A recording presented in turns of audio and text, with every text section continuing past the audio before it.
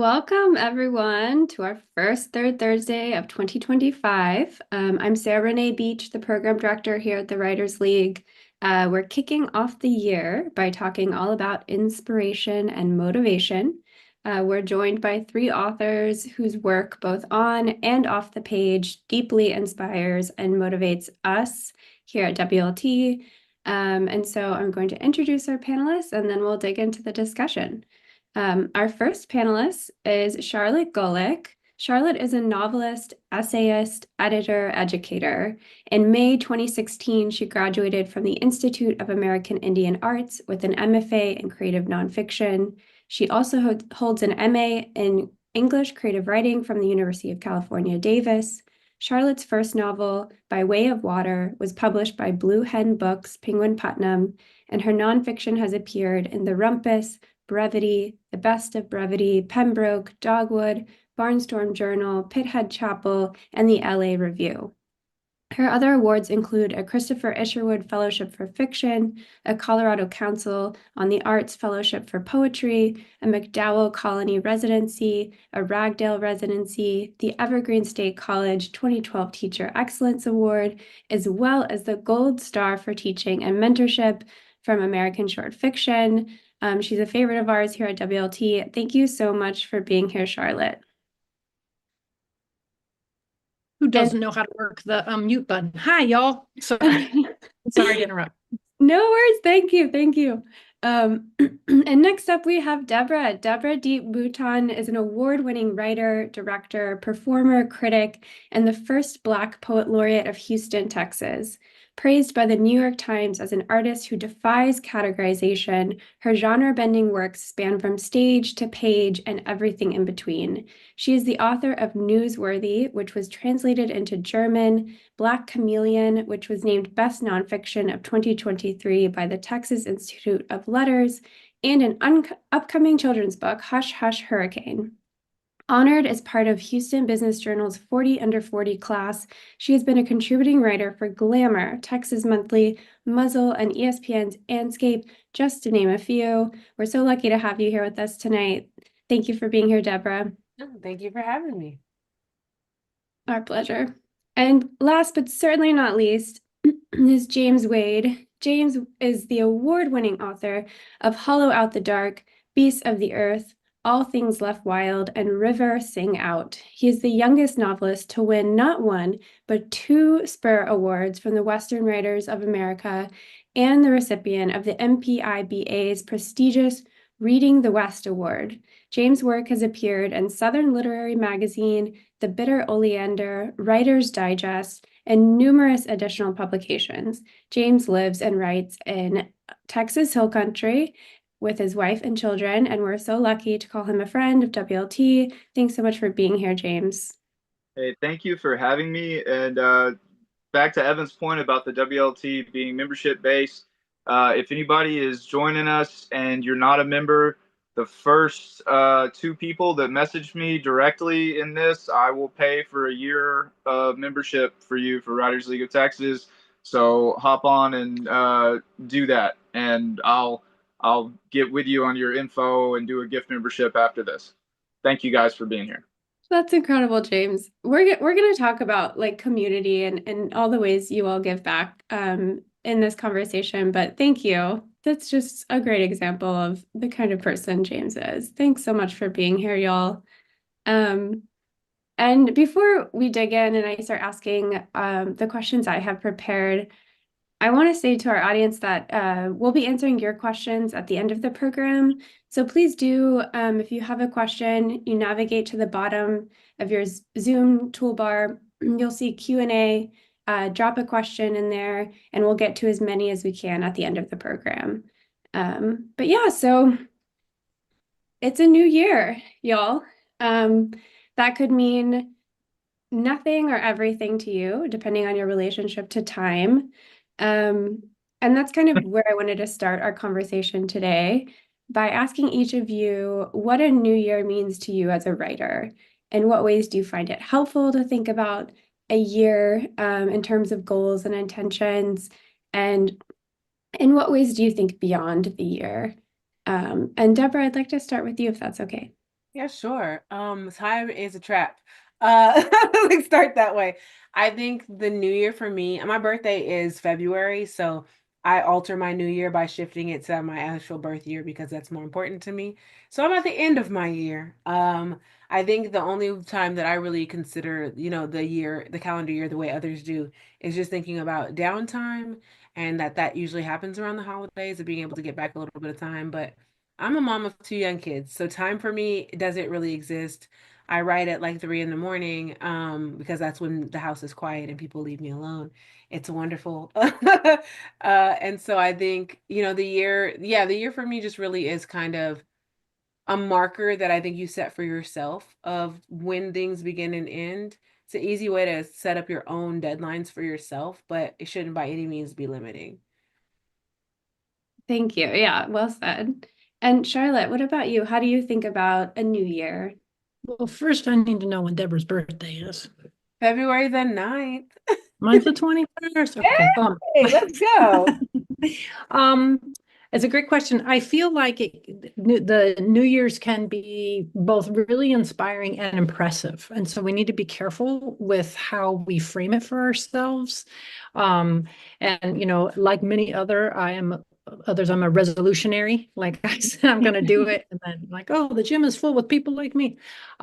So I think the way I'm thinking about it this year is I'm thinking about risk and time. And like, this is the year that and then I fill in the blank. And that is about empowerment and joy.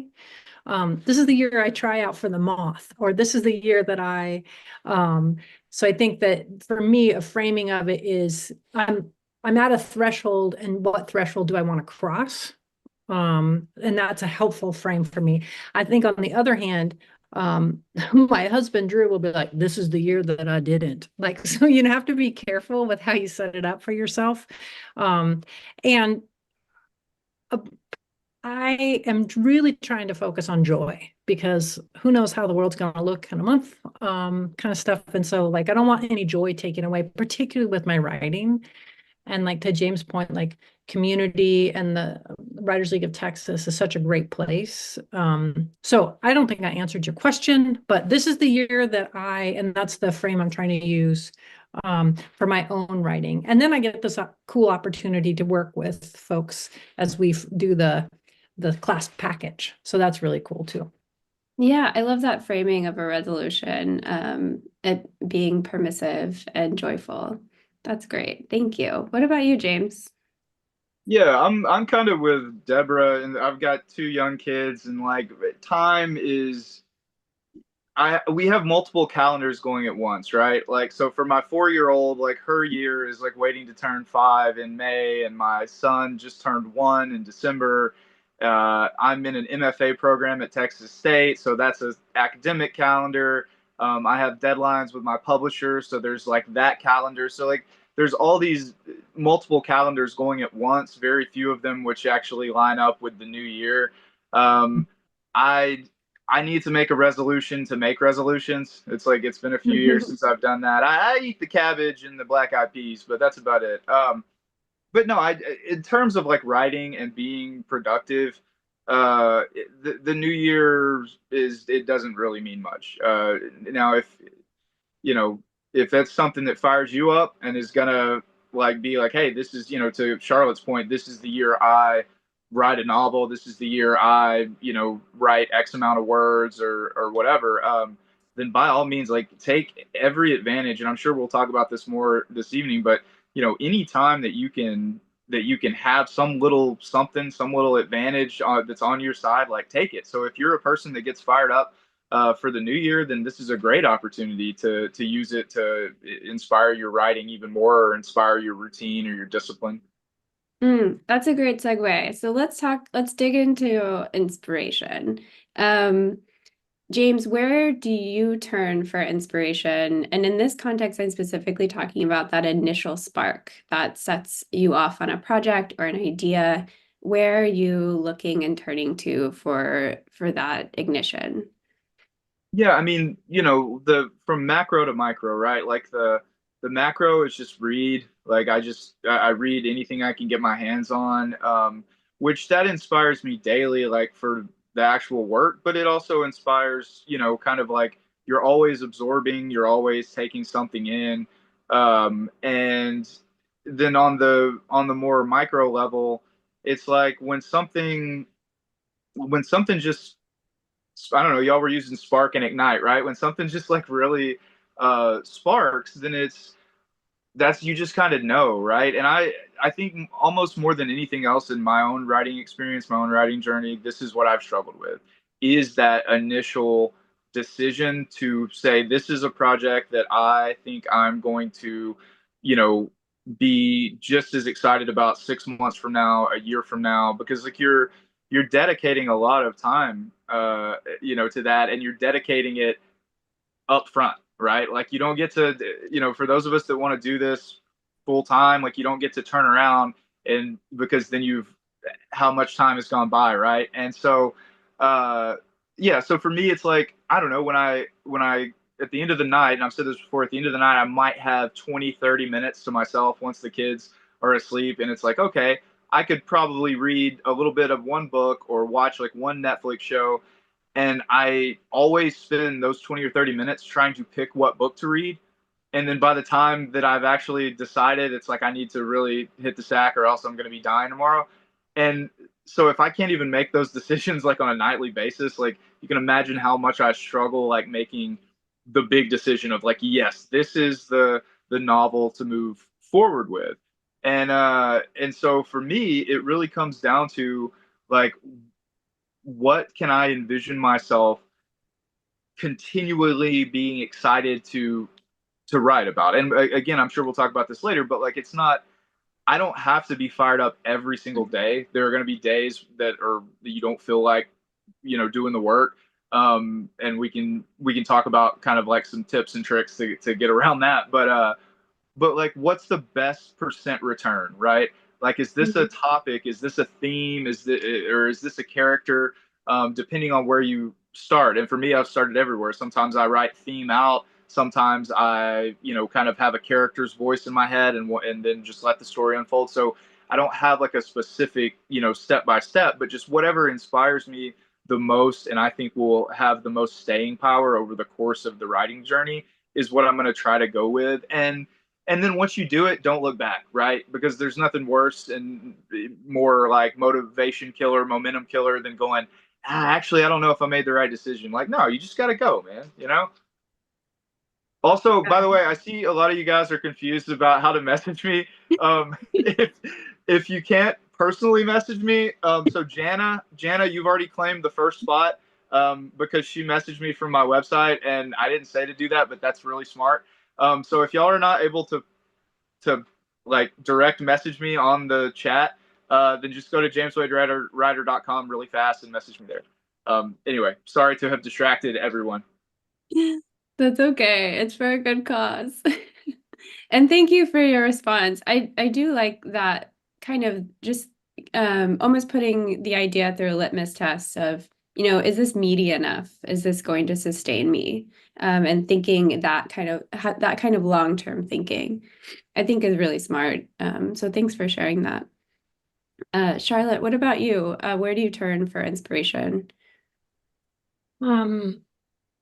This is a tricky question, right? Because I think that I'm angry a lot.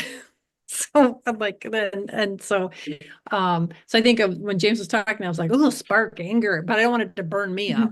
Right. So part of it is like, what gives me inspiration is writing itself.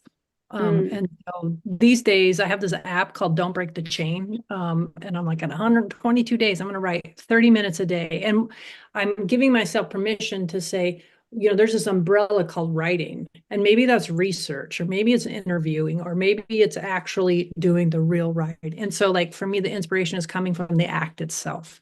And then there's the paying attention to what people are saying. I'm really drawn by characters. I think right now I'm in a place where a dialogue is just like hitting me. My kid is 20. I'll just say to the people with young kids, it does get better. And then they need you a lot in college. So she's taking a fiction writing class, and she had to write something about like Into the World bunkers, and she was talking about how like that's a power fantasy and really you need the feminine skills, you need sewing, I was like, whoa. She said this phrase, cloth rots. I was like, that's a hell of a first line. Yeah, it is. Like Wow. cloth rots. So there's like a whole world. So I was like writing that down. And then it's snowing where I am right now in New York, and someone said to me, snow is writing weather. It's like another great first line. And an entry point into a thing about intergenerational trauma. Where do I get inspiration? I think I've already said this, but I'll try to recap. It's like I'm in a place now where I want the act of writing to be the thing that draws me to the page.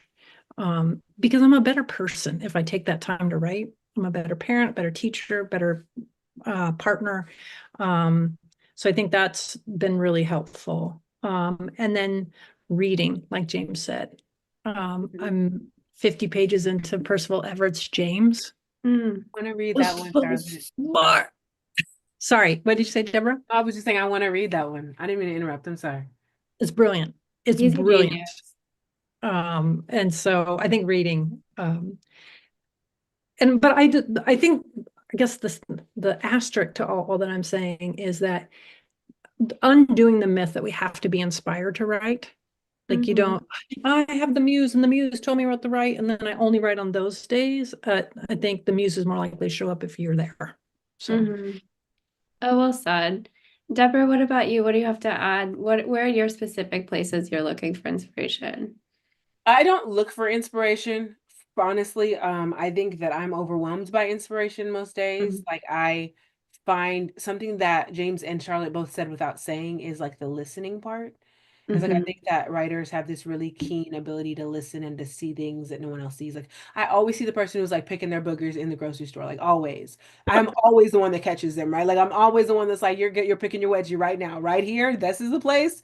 Like I think, but I think that like observational eye and ear, like as a writer, when you're tuned in, you're hearing every detail and you're seeing everyone. And so I find myself very easily inspired. And quite often I actually have to like winnow down the inspiration.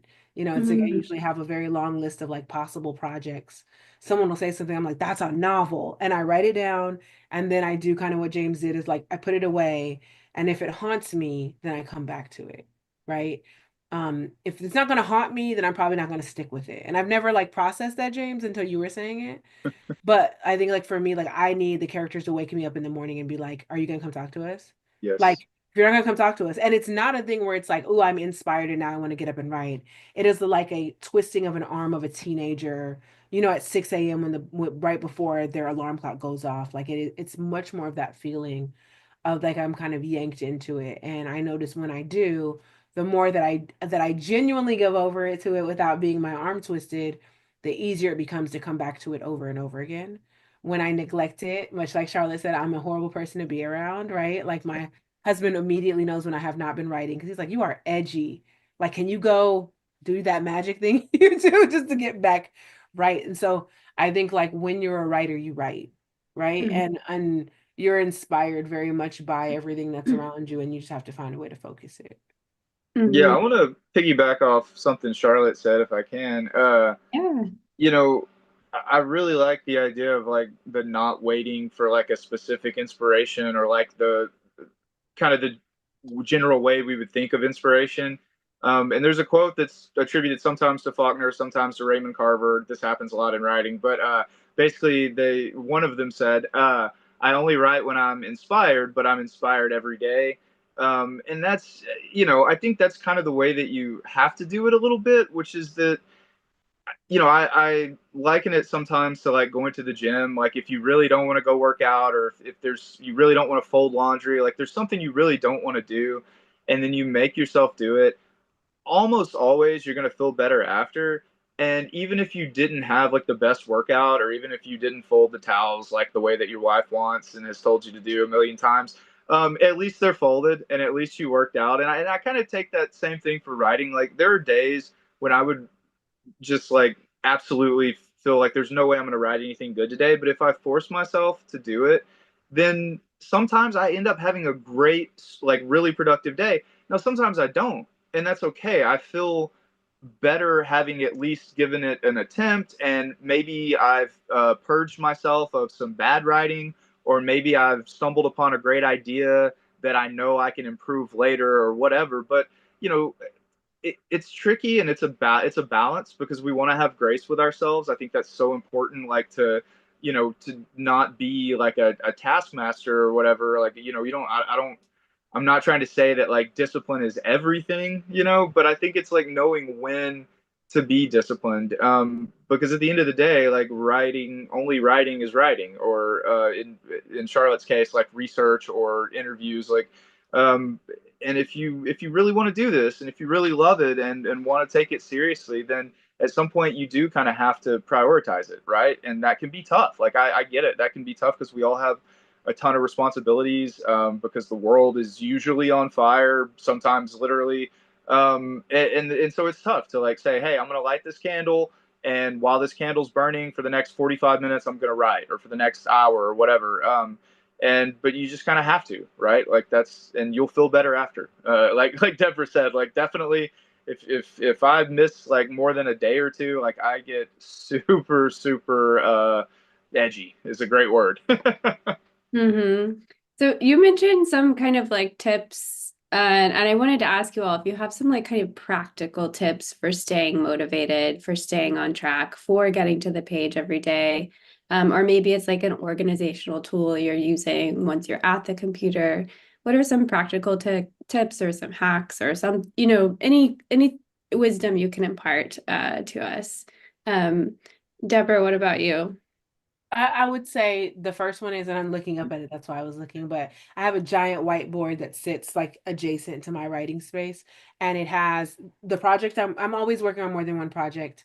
I feel like I cannot do one at a time, because I will get so angry with that one. I need like a mistress. Like, I need you, like I need to like Mhm. go over and be with someone else for a little while and calm down and be loved and find success, and then I can come back and be a responsible lover to my main writing gig. Like, and so I think that it has the project I'm working on, it has what I call status. And for me, sometimes this is word count. Sometimes this is like for my larger, like community driven projects, it might be, I'm at the follow-up process. And then my next steps, which might just be another draft. It might be review chapters 2 and 3, but I'm able to like erase and update and erase and update. And y'all, erasing 69,000 words and writing 71,000 words, it doesn't, I mean, like, I know 2,000 words is also a lot, but that act in and of itself is such a reaffirming act, right? To be like, I made progress, even if it's just 50 words today, that number changed. And watching that number climb is, it makes you want to do it, right? So I would say that. I also would say, Walter Mosley, who's one of my favorite writers, had said his practice is he reads through the chapter before he writes again. And I think that that's just such a centering activity of being able to say, like, where did I leave off? Where were my thoughts when I put them down? For me, I can only write for 2 hours at a time. I give praise to anybody else who could do longer than that, but the quality diminishes greatly after 2 hours. And so for me, usually where I put it down is really terrible writing.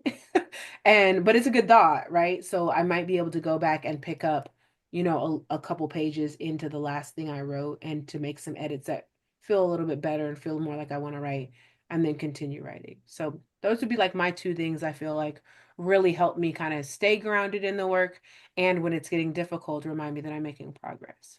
Oh, those are super useful. The tactility of just erasing. Yeah. That sounds so satisfying. Thank you so much. Charlotte, what about you? What are your kind of practical tips you have to share?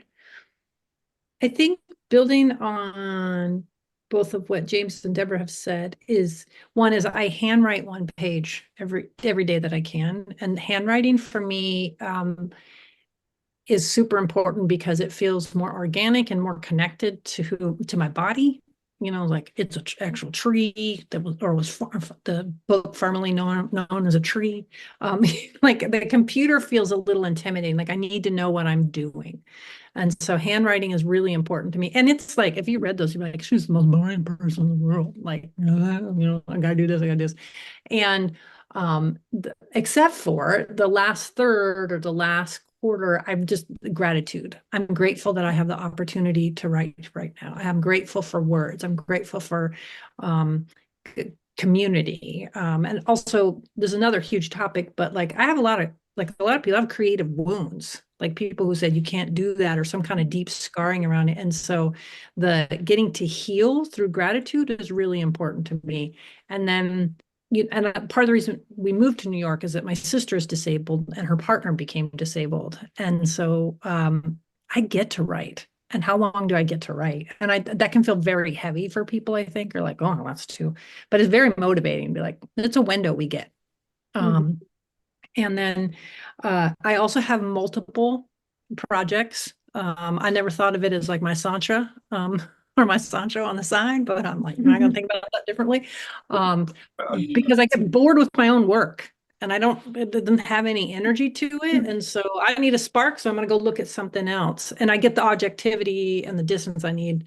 And then Chloe Caldwell, I heard her speak, and she's a writer, and she really encourages people to write a writer that you admire once a month or once a week, and just say thank you for the work that you do. Don't ask for anything in return, but like building the community and remember that our words can connect, even if they're not always getting published, but that we have the opportunity to empower ourselves with connection. So that's kind of hooked up to the gratitude for me. Oh, that's really beautiful. Those are powerful, really big perspective shifts that can keep people motivated. That's super helpful to think about. And I like that we're all pro project polyamory. Getting that out there. If anyone has if you take away anything, take away that tonight. James, what about you? What are some like practical hacks, tips you have for us? Yeah, I mean, I think there's two phases to this, and one, I kind of very much agree with Charlotte. Like, for me, like, fear drives me, like, in a way, like, and I'm not necessarily recommending this, but like, I don't know how long I'll get to do this, both like in terms of like existentially, but also just, it's a very unknown industry, like from book to book or contract to contract, and so yeah, like the gratitude of being able to do this, also coupled with like a chip on my shoulder in a good way, right? Like I think I've always, born in a trailer in East Texas, like, and now I get to do cool shit like this. Like I never want to take that for granted, and so that's a pretty strong motivator, like to just like get in there and do what you have this wonderful opportunity to do. Now, in terms of like tips, man, I mean, where do we start, right? Like, so, okay, I will take a notebook and I will go out in the woods behind my house and I will write down everything I see. And at some point, something will strike and it'll go, hey, this would be good for describing some of the scenery in the novel. Or I will have a thought that's like, hey, this ties into the theme of the novel. I will sometimes lie to myself and say, hey, you don't have to write today, but you should read, a chapter out of this really great book. And then before I'm done with the chapter, I'm so fired up and like inspired and ready to go write. Or hey, you only have to write. Listen, you only have to write 100 words today. Just go write 100 words. And very rarely do I ever actually stop at 100 words. I'll light a candle and I'll say, as long as this candle is burning, you're not looking at your phone, you're not checking your email, this is holding the room. What are some other tips and tricks? Like, definitely on the more practical side, as Deborah was saying, like, yeah, read kind of where you left off. And I know a lot of writers do that. They'll read a little of what they did, and also then they'll stop. I think Hemingway did this, like stop when they still know what they want to write. And so sometimes I'll try to do that. I'll just put something in capital letters, like, okay, I'm gonna talk about like the ship tomorrow or something, and I'll just put the ship. And you just all the little things like that. It's kind of like leaving yourself crumbs to come back, so it doesn't feel so like overwhelming.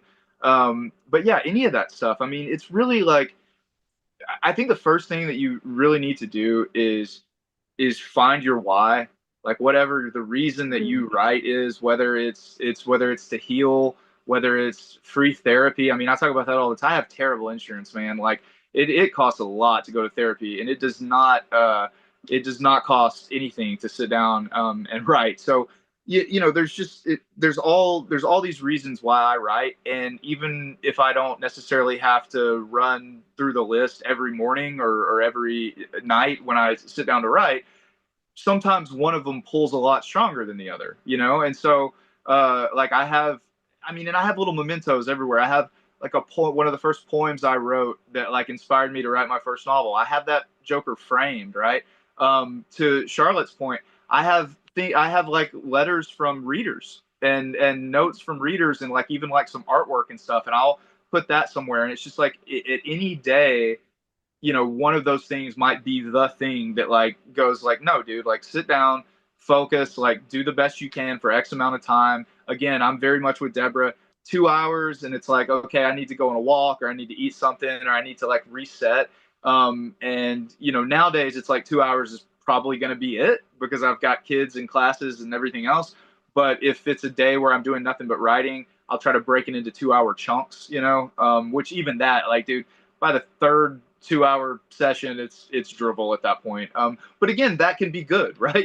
Sometimes something is hidden in the drivel that you can find for the next day and like improve upon it or whatever. But yeah, all those tips and more tips. I'm sure I'll think of more. Message me. I'll Yeah, tell you more tips. keep them coming. I- You guys are- Oh, go ahead, Can I Charlotte. add one thing to James said? And people certainly say this before, protect your time. Yeah. Like if you're not knowing time, because I think there are so many ways to be like, oh, I don't know what I'm writing right here. Let me check my phone. And so much of the writing process is actually paying attention and getting quiet enough. So just like letting yourself have boundaries around your not knowing that. If you're sitting there and you're like, I don't know what I'm doing, that's good. Hang out there. Yeah, Oh, that's that's such a good point. That the for me, the candle trick, Owen Edgerton told me that like, I don't know, 6 years ago or something. And that's so perfect because it's like you light that Joker and then it's a visual and in a sensual? Yeah, anyway. It's a visual and scent based reminder of like what you're doing, you know, and like you're not doing anything else. Like so you don't even think about like, you know, checking on other stuff. It's like, no, this is the thing. But yeah, but like whatever, and again, mileage may vary, whatever works for you, right? Like some people listen to certain music. I can't do that. I have to have it like completely quiet, but just whatever works for you. Yeah, Yeah. can I add to it's like I steal Please. quiet. So and for those people who have small children, like I think the carpool line is a wonderful place to write, personally. It is a magical place where really good naps happen too, if you can't write. But if you can write, right, it's like you are held captive by waiting for your child. And it is a really great space. And so I think just like really thinking about what are your times where you don't have to be doing something else, right? Like where the writing can sneak in. I personally cannot write on paper, pen and paper anymore. I used to love to do it. I can only write digitally because I need it to be accessible at any moment where the spark comes and to be able to just like scroll. So I do Google Docs. I type on my phone. I'll be at an airport or grocery store. My family just knows that I'm going to zone out. It happens sometimes.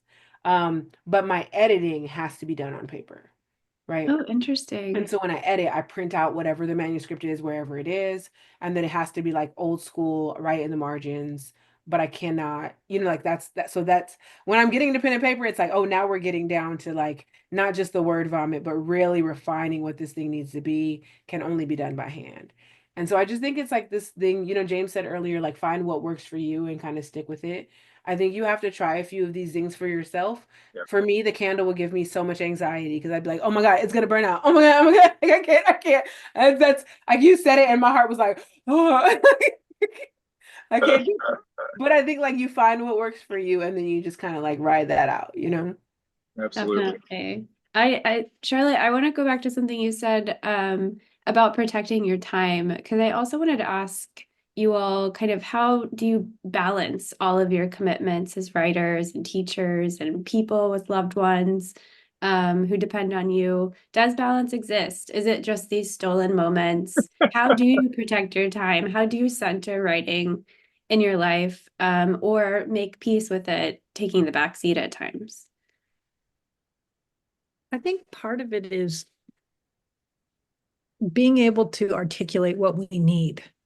And there are certain circumstances when you can't, like when you have young kids, it's much harder. But like with my family, I'll say, I need to take time by myself. And that's so hard to say. Like, It is. so, and I feel like a lot of writers become writers. Well, part of our reason that we're become writers is we're conflict avoidant. We were the people who were reading to escape whatever was happening that we didn't want to feel our visceral responses to. And so we have to write conflict, and that gets really confusing. But I think it also means like I need to, well, should just say, when I first went to therapy, I was saying, I need to confront my roommate. And the therapist was like, I think you need to communicate. And I was like, right, confront. And, like they were the same in my mind. So when I think about, oh, I have needs, well, I'm thinking like, I have to confront people and hold the line for my writing. But really what I need to do is say, hey, y'all, I'll be better tomorrow to hang out with you if I take this time for myself. So I think, and that's really hard. And also saying in certain circumstances, like, I'm not going to be the one to cook dinner tonight because I need to take time. We're going to order out because I need to take time for my writing. Like, you can't do everything. So I think speaking to our needs as writers is really hard. And it's really hard if you don't have anything published. Like, there's no proof of this faith you have in the writing process. So it gets even harder to speak up and I think to articulate what it is that we need. So I think it means kind of giving ourselves permission to take the time. And then the next step is to speak it to others. Yeah, I've never made that connection before between the inclination to write and being conflict avoidant, but that really resonates with me. Yeah, think thank so. you. And also Yeah. that's a great point about it's harder to ask for that time and feel entitled to it when no one's asking for it. But it's still vital because, that's how you get there. So thank you for saying that, Charlotte. Deborah, how do you kind of center it or Yeah, I was gonna say get there's that some. time? Yeah, sorry, I didn't mean to cut you off. No worries. I think there's something about physical space, like I have the luxury of having a room that is my office, my working space, and even my kids know when my door is closed all the way, mommy's writing. You don't bother mommy when mommy's writing, right? Like that door is closed. If we have to, we gingerly knock, but we really try not to do that because she's gonna ignore us. She's not gonna hear us. We're gonna be talking and she's gonna be like, excuse me, can you please leave? Like she's gonna be short with us. So I think if you can delineate like physical space for you, I think it also is something about triggering your body to know I get in this space and I do this action too. And so for me, it's like the door closes and it's time to write. And then if I'm willing to entertain people, I'm in a space where I'm editing or I'm working on another project, the door gets opened a little bit. And that's kind of the sign to everyone that I'm like open to the world again. And you're more than welcome to come in and bother me. But there's that delineation also helps me because I'm like, the door is closed. You're supposed to be writing right now. It's just really helpful.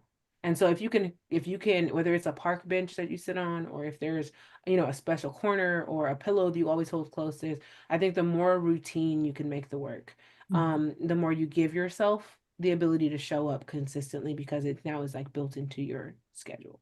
And so that's what I would say as far as like my biggest way, I guess, is really doing that. I think even like when it came to time, I used to set alarms for myself, but then my husband got mad because I was waking him up, so that didn't work.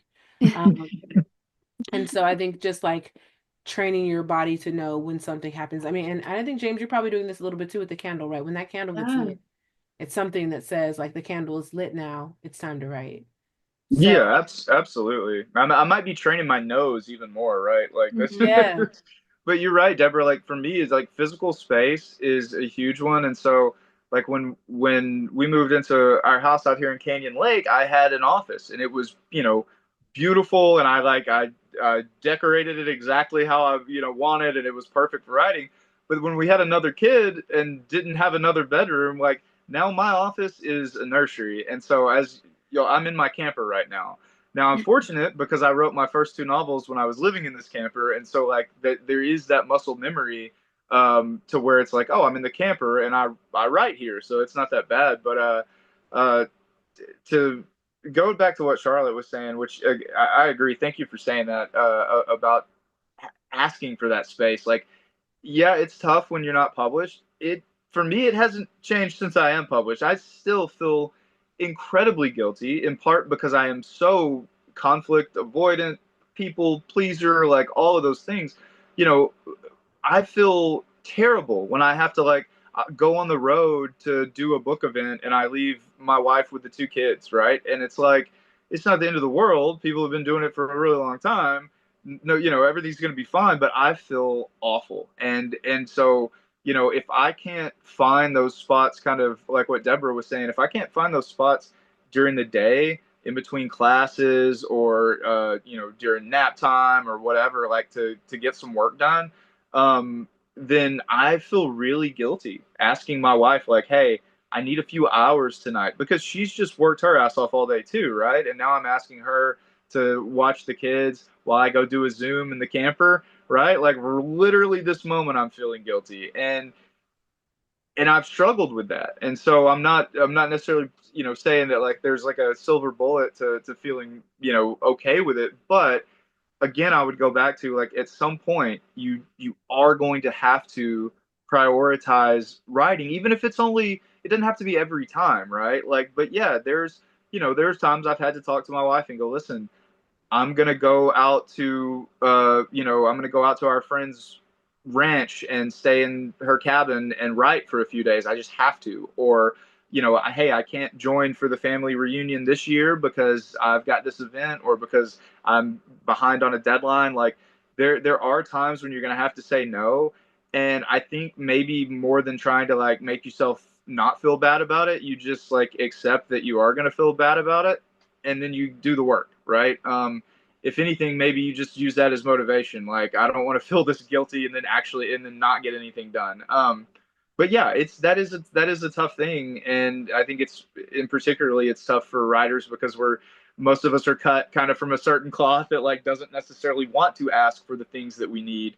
But yeah, so uh, I don't know, man. Like I saw somebody in the chat say like sometimes it's tough to even call yourself a writer. Actually, Deborah I think you might have put that in the chat. Like, yeah, it is. Like all of these things are hard and all of these things take courage. Sometimes it takes a lot of courage just to even ask for the time to then have to again have courage to put words on the paper, to then again have courage to take those words and send them to an editor or an agent or whatever. Like none of this is easy. And I think in a way that's a good thing because if we can somehow either trick ourselves or motivate ourselves to actually do this work, then it's like you're already just in the upper echelon of percentage of people. Like I don't know many people at all who don't think they could probably write a novel or like whatever, and it's like but so few people even do. Forget getting published, forget awards or accolades or any of that. Like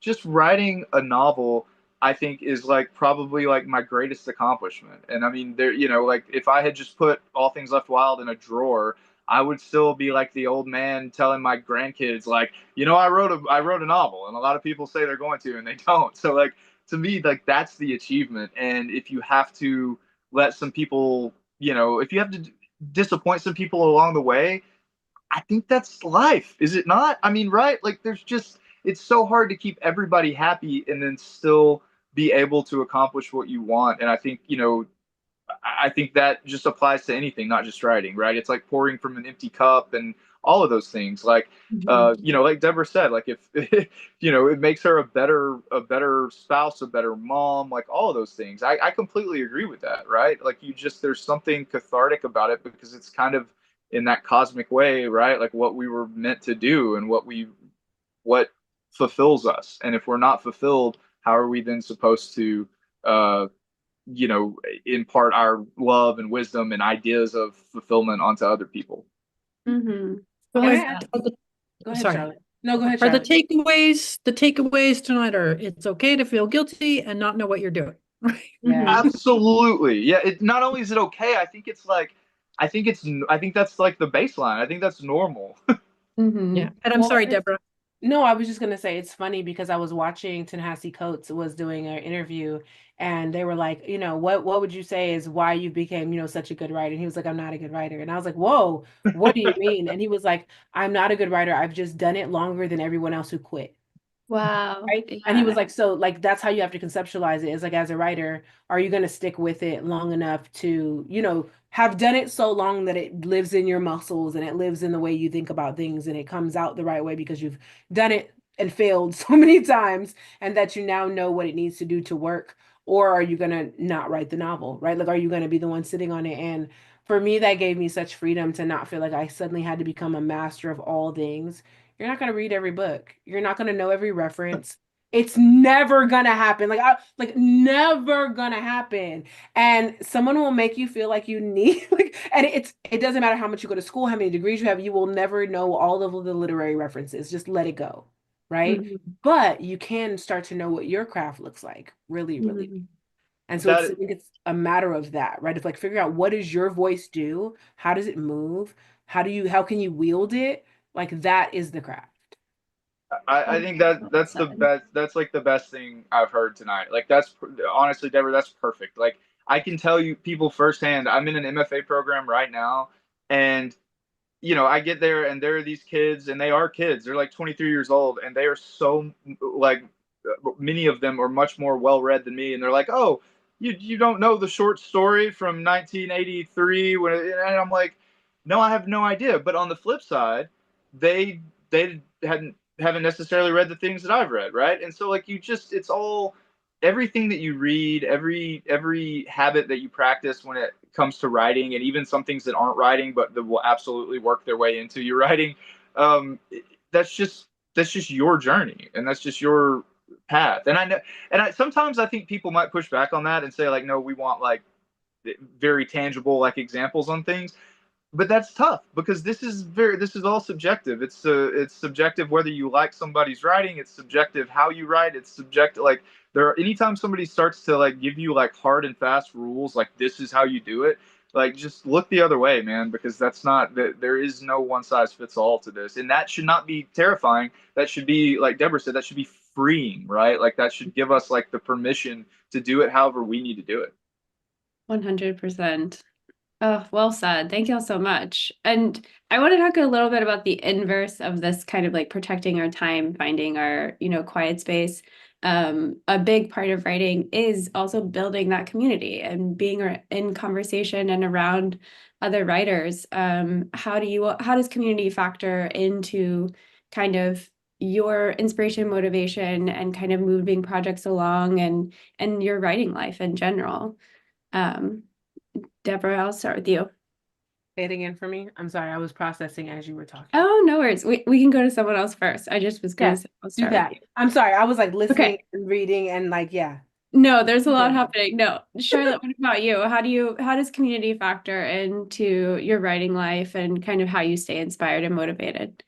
Well, I think I said earlier, the creative wound, I think an initial wound is that the narrative that you do it alone is like, I Mhm. think it's so destructive. And I had a writing mentor commit suicide. So this is a really like huge thing for me. Mhm. And, it's through people that I've healed. And so also there's my accent comes out through people I've healed. Um, um, but I think that's for folks, like, be in it for the positive connections you make as much as you are in it for what it gives you as a human being, and as much as you are for the publication.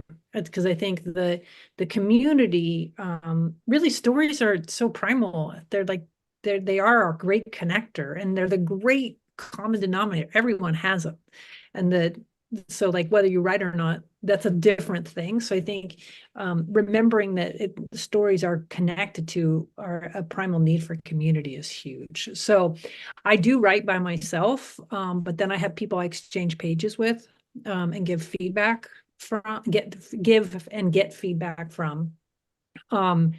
And lately, what I've been doing a lot is because my kid has ADHD, which apparently is very genetic, and I don't know where she would have got it from. So, but body doubling, and so it's the idea that someone who has ADHD, they're much more likely to focus if they're sitting next to someone else who's focused. And so we're doing this a lot while she's in college. She's in Oregon, I'm in New York, and so like body double, and so like 30 minutes we just sit there and write. And I've started doing it with other writer friends. And I don't know, it's so cool because we're both working individually, but it breaks that loneliness a bit. Mhm.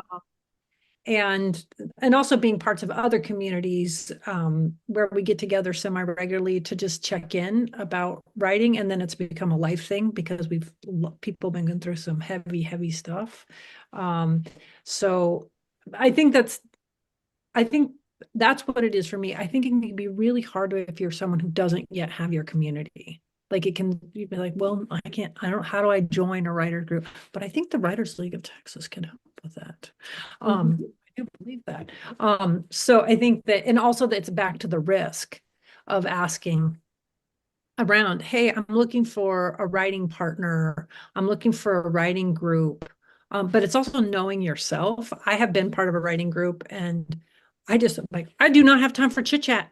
That's when I had young kids. My daughter was under 5. I'm like, I got 2 minutes for a check-in. Thumbs up, thumbs down. If you're down, I'm sorry, let's go. And I think people thought I was very rude, but I was just being efficient. So I think it's like knowing yourself. I also was part of a writing group. I'm a prude when it comes to the page, and they're like, let's write erotica. And like, I'm like, that's not my group. Like, so I think knowing yourself and what I really want to say there is tune in. Like, if I ask to be a part of a writing group and people say no, is that going to stop me from writing? So like, you got to know, it's the same thing with submitting things. If you get a no and you don't keep going. So that was a very long answer. I will end by saying community is extremely important. I don't know why I'm doing this. Okay, I'm ready to answer. I think I'm Yeah. ready. I think I'm ready.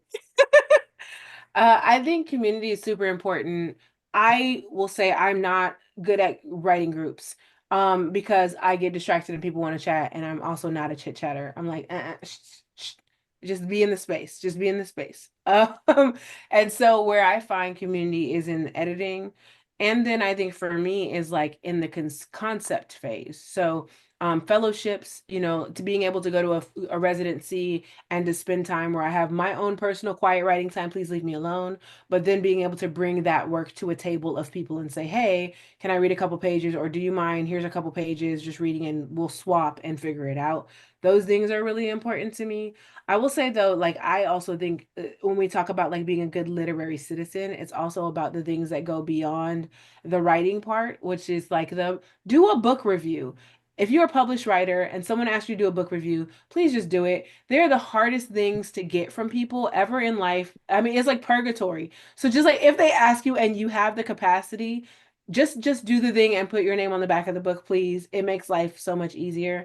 Things like that, things like this, where we're able to have a conversation and connect with writers that maybe I would have never met James or Charlotte, right, in another instance, but being able to say, yes, I'll be on this panel and just talk about my process. I make 2 new friends. Look at that, right? And being able to, do that and connect, I think that that's really important. I think it's really about putting yourself outside of your comfort zone when it comes to community. And then my next part is I'll say I'm a multi-hyphenate writer, so I write multiple genres. And so for me, my novel work, my memoir work, my page work is my space. I don't really want to share it until I'm ready to share it. My stage work, though, on the other hand, is completely communal. And so it moves by the timbre of an actor moved a certain way, and I loved that, and I'm changing what I wrote, right? If it's an opera, it's like a singer needs a more open vowel. Oh my gosh, this singer will hit this amazing if I make this high instead of yes, right? Because yes is hard to sing.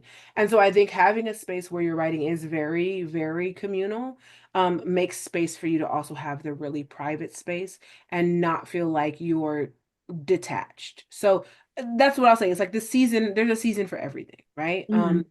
Let there be a season where you're open and you're communing, and let there be a season that is solemn into yourself, because both of them are needed for an entire, ecosystem of writing. 100%. And for those of you out there that are not of who want to be in a writing group that's not super chatty, I will say the write-ins, we keep the chit chat to a minimum. We get writing done in those. So I really recommend that y'all check that out if y'all are out there and like, yes, I feel that, I hear that. Check out our write-ins. We have a very efficient method. Anyway, so James, bring us home on this concept of community. I know this is really important and integral to you. I love watching the way you kind of engage with the literary community around you. So let us know what your thoughts are.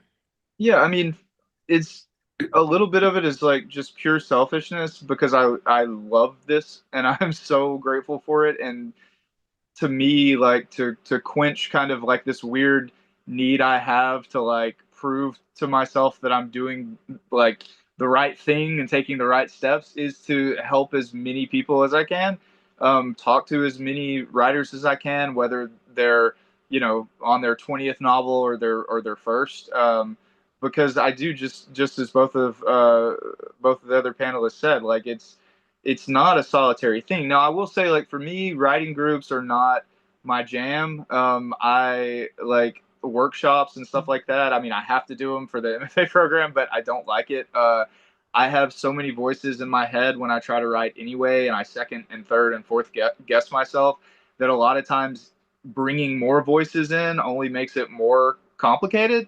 But that's just me. I mean, that goes back to doing what you got to do, to write. But I will say that, like, I could absolutely not exist in this space in this industry without like the outside of writing connections, meaning like, okay, who am I going to call? And like, we're going to go get coffee and we're going to complain about something. Or, who am I going to connect with, because I need just advice on something. Like, I have so many people, and again, I feel very fortunate that I can go to and say, I've got this decision I need to make with my publisher or my agent or in my life even. And I want your opinion on it. And have you experienced anything like it before or whatever? And if I'm going to do that, if I'm going to draw on my resources, then I feel like I have to then be available to pass that along. And so, that's any panel that I ever do, I always say, like, if you have questions after this, like, email me. You're never bothering me. It's not like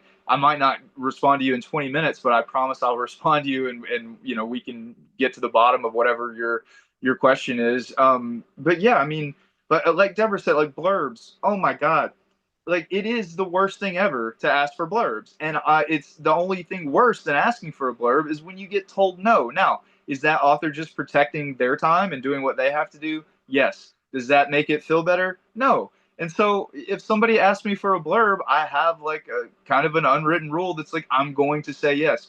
Oh, but what if you don't have time to read the book and all that? It's okay. It's a blurb, right? Like, read enough of it to get a feel for it, and some people might frown on that, but it's like the first blurb I ever got in my writing career. I very mousily and timidly approached Sarah Bird, who's like an Austin institution, and said, I'm a big fan. You're Sarah Bird. I wrote this novel. You've never heard of me. It's going to come out. Will you please give me a blurb? And she said, well, I'm really busy right now, but like, send it to me. I'll see what I can do. And then I got an email from her that said, I read the first few pages. I love it. It's definitely something I would feel okay blurbing, but I got to be honest with you, I don't have time to read it all. So here's what I'd like you to do. Write a blurb that you'd like to see, send it to me, and if it sounds like a blurb that I would like that I would write, then I'll put my stamp of approval on it. So in essence, I wrote my first blurb. Nice. But to me, that showed me immediately, like, hey, this is all about like helping each other. Mhm. Like I I read like reviews of yesteryear when like one author will pan another author's book in like a publication, and I'm just like, why would you ever? It's like it's writers helping writers. Like, that's how we get through this. That's how we get through our corner of life. And also, I will say this. I'll close with this. We've picked a very, very difficult thing to do because of all the arts. Writing takes the longest. It takes the longest to do. It takes the longest to consume as like as a reader. A movie, you watch it in a couple hours, maybe you rewatch it 10, 20 times if you love it. An album, hundreds of times if you love it. But a book, I mean, how many, my favorite book is probably All the Pretty Horses. I've probably read it, I don't know, like 7 times, right? And that's a lot for a book. But it takes so long to write. And like, then you go and hand it to somebody and you're like, hey, listen to this song. It'll take 3 minutes out of your life. Or read this book. Depending on how fast you read, it might take 3 weeks. And so all of that is to say that the one thing that we get back from that is that our community is hands down the best. Yes, there are assholes everywhere. Like, yes, there are people that you don't want to associate with, but for the most part, like booksellers, bookstore owners, librarians, other writers, and people who read a lot, that dude, those are the people you want to be around. Like, forget the writing stuff, that's cool, but like just the type of person that is drawn to this 99 times out of 100 is just the type of person that you want to be on the boat with them when the world goes to shit. It's like, like when you're hurting, these are the people that are going to be there for you and that are going to know, like, and understand. And to Deborah's point, like the things that y'all have said tonight, I'm going over here like snaps. Like, yes, like that's exactly how it feels. Or like, I didn't even realize that, but yes, that's what and so we're all connected that way, man. And I think it's a beautiful thing. And thank y'all for doing this. Oh, well said. And that's what you were saying about, just reviews and blurbs and rising tides lift all boats. And it is about helping one another. Thank y'all for those insights. And thank y'all for answering my questions. I want to look now at our audience questions. A couple of y'all have noted reading, which makes sense as an inspiration. Where are y'all finding your reads and how do you stay tapped in to what to read? I'm probably not great at the contemporary part of this. Most of the stuff that I read is old, but that's where I find my inspiration. So like, if I read like William Wordsworth or like Percy Bysshe Shelley or something, like that will spark more ideas than reading like a contemporary novel. I don't know why, but that's just what I've always found. Like I do read contemporary stuff because I have a lot of friends putting out great novels and I want to support them. But when it comes to like, just keeping it on this third Thursday topic, when it comes to like inspiration, I usually turn to like, there's just something for me about like kind of the older language. And I feel like it's a little more poetic and therefore a little more like spark inducing. It helps get me in that like lyrical creative state that I need to be in order for my writing to be what I want it to be, I guess, and again, everybody's different on that, but yeah, so I will absolutely, you will find me reading some, dead person from 200 years ago and going, oh yeah, I can absolutely make this relate to 1980s Texas or something like that. I did not expect that answer at all, and that's so interesting and such a great idea, though, because it's just it stranges the language a little bit and frees you up. That's great. Deborah, what about you? Yeah, so I think mine is two ways. One, I love to just be in my local indie bookstore. Usually they have employee picks or staff picks, or they'll just have new books that are coming out and just kind of reading jackets and finding which one I fall in love with next is a huge part for me. And I'm really close with our local library as well. So sometimes librarians they'll have a book they can't stop talking about, and I'll pick that up. But I also tricked myself because there has been years where don't tell anybody I didn't read a book, and it was because I was just too busy. So what I did is I took a job as a reviewer so that I would make myself have to read a book. And then I was like, well, if I'm here and I'm a reviewer and I'm reading a book, then I can pick books that I've wanted to read or authors I wanted to read and dive into. And I get like a twofer. I get to elevate their work and I also get to be forced by a deadline to read a book, right? So those things for me help me to like center. I review movies so that I make myself have to watch all the new films coming out so that I'm really on top of my screenwriting game. And I review books so that I have to read a new book. At least a few times a year I have to take on a new book and sit with it, which helps me out a whole lot. So that's like the trick. Trick yourself. Oh, that's great. And reading to review is a whole nother level of reading that really just ups your own writing game because you're really having to identify like how something works. That's a really, really good tip. Charlotte, what about you? I read a lot of Indigenous authors, partly because I went to the Institute of American Indian Arts, but I'm also really interested in America's narrative. But that's so but it's led me to strange places. Like I had never read The Last of Mohicans. And I did a word search. How many times is the word savage used in this? And I'm interested in interrogating primary narratives in both my fiction and my nonfiction. So I like things that kind of touch into that. So and then Justin Torres, he wrote We the Animals, which I absolutely love. His second book is really brilliant. I like people who are doing interesting things. I mean, Blackouts. Yeah, he's going to Blackouts. be at Texas State soon, right, James? Yeah, that's what I was gonna say. He's gonna be at Texas State next month, and I'm like, dude, what a get for them, man. That's amazing.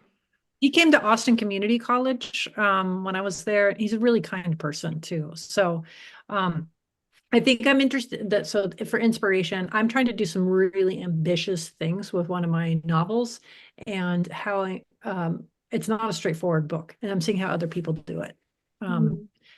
But then I also read like just straight up nonfiction. This book, I'm just gonna tell everybody, 10 to 25.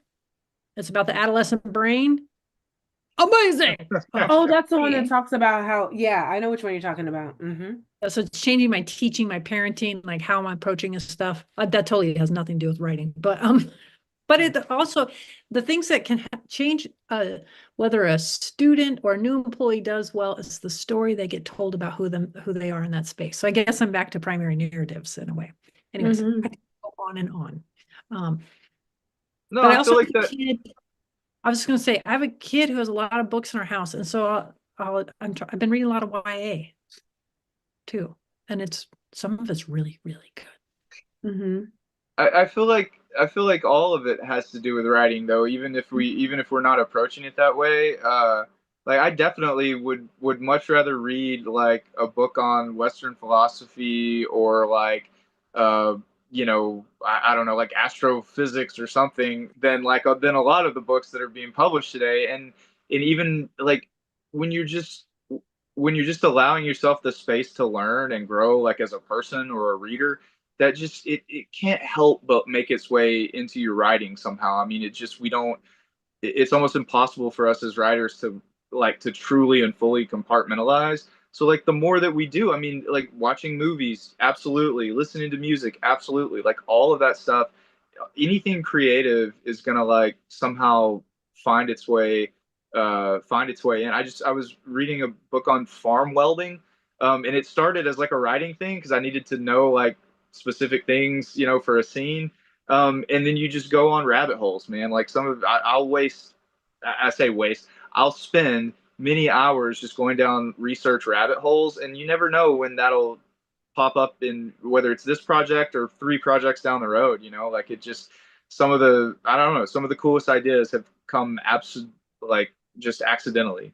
So I mean, yeah, anything you get your hands on. I mean, speaking of indigenous authors, Stephen Graham Jones has like maybe my favorite quote ever on this topic, which is he said, I tried to read so much fiction that I had no choice but to vomit it up." And like he would just binge read like until he just couldn't bear it anymore, and then he would sit down and just write for like hours at a time. And I could never do that, but still, I just thought it was a cool like image. Yeah. So we have one more question I want to get to here. How do you get beyond a negative review of your manuscript, whether it's from a professional or a friend, so that it doesn't shut you down? Do any of y'all have like a specific example? Deborah, pick this one for us. Don't do what I did and spend 6 months wandering in the wilderness of your own mind. Don't do that. I think for me, actually getting into community was part of what helped me. I was able to like get around some other writers who wrote from my similar lens, right? And say like, read this and just tell me, am I as far off as like I think I am? And they were like, absolutely not. Why is this book not done already? And I was like, you're right. Okay, yes.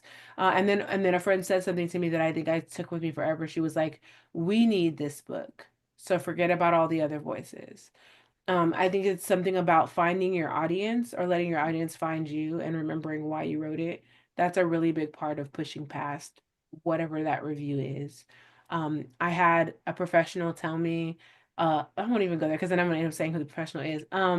I had, you know, like you like I could hear it in my head, you know, but just giving me the advice that I had to do something in the writing that I did not, that's not what I wanted to do. And so I think I just had to really remind myself of why I wanted to do the thing that I was doing. I also tell people all the time, like my motto is write the weird. It's I think of writing as like, you know, those old school 3D pictures where you had to like get too close to them and like slowly back away. You know, I think that you're writing, you're going to see the picture faster than everyone else.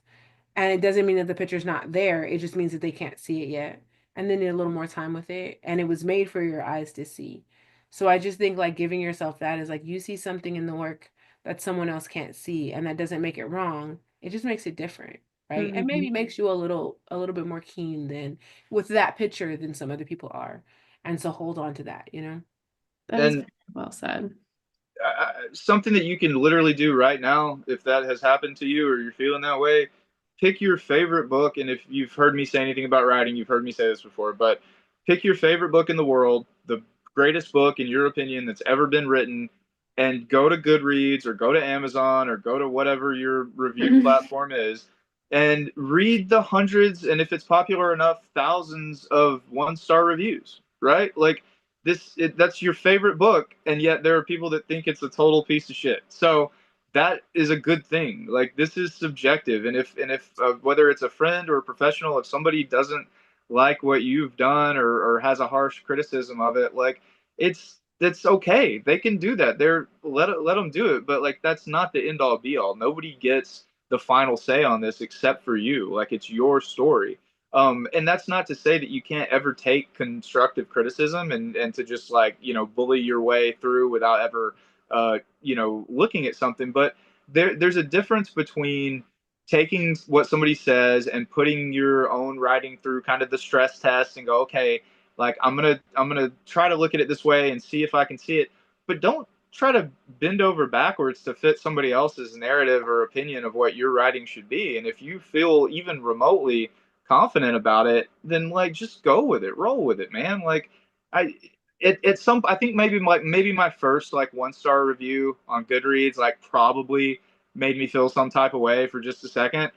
But at this point, it's like I almost kind of like enjoy it because I'm like, I don't need validation anymore at this point. I mean, I love it. Don't get me wrong. Like, as much as I'd like to think I don't have an ego, of course I do. You have to in order to write, but then you have to almost immediately, as soon as you're done writing, just forget about it. Like, forget that ego, because now it doesn't belong to you. That it's somebody else's work, and if they like it, cool, and if they don't, cool. You're on to the next thing. Like, I know that's easier said than done, is to just, like, don't worry about it, but, like, it's not their work, it's yours. And so, yeah, power to the people, man. I would add also to this is a few things. I think as writers, we need to move between audacity and humility. And so when we get that, probably from someone who has more power in the writing world than we do, telling us that no, closing the door in our face. It's like we go back with audacity. And like Deborah was saying, there are people who need that book. And I think for me, when it's happened, people have said, I don't think this book is ready for my comments. That was hard because I wanted it to be further along than it was. And then with the current novel is I've had agents say, I won't look at this unless you're tribally enrolled or a Native community claims you. And I don't have that. So they said, no, I will not read your work. So because I'm writing about Indigenous issues, or an aspect of Indigenous issues or Indigenous adjacency. And I'm actually super, super grateful for that because the book needs to handle some issues better. And so it was a gift from the universe to just, like, the timing's not right. So for me, it's a timing issue. And then the last thing I would say is when you get those things is write, because I think we put so much time and energy and then we send it out and then we get feedback. And then if we don't return to writing, then we stay in a disempowered place with our work. So if it's like writing a thank you letter to another author whose work you like, you're putting yourself back in the writer's seat. And I think that's really important because we can get lost in our mind for 6 months, right? So I think that with humility, when we're ready, I'm okay, it needs more work, or maybe that's not the reader. So and audacity. I'm like, I'm gonna do this. I love Yeah, I that. think my first 1-star review, the person was like, did not finish. This book is awful. Didn't make it through the first 100 pages. Like, I was like, I laughed. Like, I remember I remember viscerally laughing and being like, oh, this isn't your book, sweetheart. You know what I mean? Like it was like, and Yeah. that's probably the best way I've ever taken rejection. I got a rejection this morning, and I was like fuming for 2 hours, right? But like I got a bad review on a show I did, and I was like, right? But I think I have to just remember, like, this is, sweetheart, this is not for you, and that's okay. Like, we all have to find our thing, and it's okay for you to not like this one. Maybe, hey, maybe you'll double back and you'll like the next one. It'll feel more like home for you, and maybe it won't at all because my writing is not for you either, and that might be okay too. Mhm. And did y'all hear Deborah just said she got a rejection this morning? Like that's the thing is like this we all get rejections all the time, no matter where you're at in your career or like what what other people may assume that you oh like well this person probably has it made like whatever like no we all get it never stops and so that's a good thing right like wear that stuff with pride like move on like Charlotte said like anytime that I've gotten bad news, I'm already on to the next thing anyway. And I'm like, well, this is going to be the one, right? It's like you almost have to be almost like naively like optimistic or at least, in a place of, yeah, well, audacity, right? Like just, yes, Mhm. just I have the audacity to like just keep going and keep going and keep going. And yeah, that's it's all good, man. It happens to everybody. Don't, that's to me, that's the saddest thing, man, is like, don't let what somebody else says about your work get you down because yeah like we've all been Publishers Weekly my third novel the headline was like Wade stumbles something something and I was like oh that's brutal and then that novel won like probably the most accolades of anything that I've written so it just you never know right like and Yeah. it's all just opinions. It comes with the territory. Yeah, exactly. You got to have thick skin, and sometimes it takes a little while to develop it. So give yourself grace, man. Like it's okay to be pissed off, like when or whatever. Just but don't let it seep into your work in a negative way. Use it, if anything, use it as fuel. And if you can't do that, then just forget about I Mhm. will also say This Is Where Your Mistress is a really good book, right? Like it. sometimes it's about like being like, well, look, poetry. Me and you, we've hung out for a long time, but we're not vibing right now. I think I need to go write some prose. Like seriously, it really does help to just like take yourself jarringly out of the thing that you're doing and do something else. Um, and a lot of times you come back to it with very, very different eyes. None of the work is ever done. I still read, memoirs that I've published and been like, why didn't I just swap that one thing? Right? Like Yes. I could have just done this a little bit better. But of course I see that now because I'm a better writer today than I was yesterday, right? And so I should be seeing those things and then I should be implementing them going forward. But it doesn't mean that what I wrote in the past has a problem. It just means that who I am going forward is a different person. And so I think with each one of those rejections, each one of those pushbacks, it has to be like, you rejected the person I was yesterday to make me the person I am today and the writer that I am today, right? And I could take that and I can build on it. Love it. Mhm. Yeah, there was something in the most recent Poets and Writers magazine.